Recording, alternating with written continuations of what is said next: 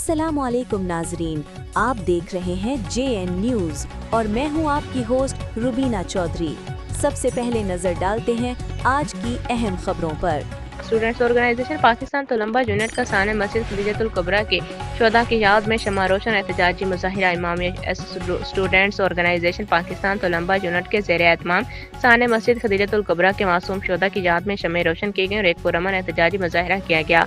मुजाहिरे का मकसद शुहदा को खराज अकीदत पेश करना और वाक़े में मुलविस अनासिर को बेनकाब करने के इंसाफ की फराहमी का मुतालबा करना था। इस मौके पर इलामा हसनैन रजा नकवी, मौलाना हैदर मेहदी, यूनिट सदर अली जाफिर, जनरल सेक्रेटरी मोहम्मद अली अब्बास खरल और समाजी कारकुन अहमद खरल ने खिताब करते हुए कहा कि साने मस्जिद खदीजतुल कुबरा एक दिलखराश और इंसानियत सोज वाक़या है जिसने पूरी कौम को गमज़दा कर दिया है। मुकर्रिरीन ने कहा कि बेगुनाह नमाजियों का खून रायगा नहीं जाएगा और जिम्मेदारान को कानून के कटहरे में लाना रियासत की अवलीन जिम्मेदारी है।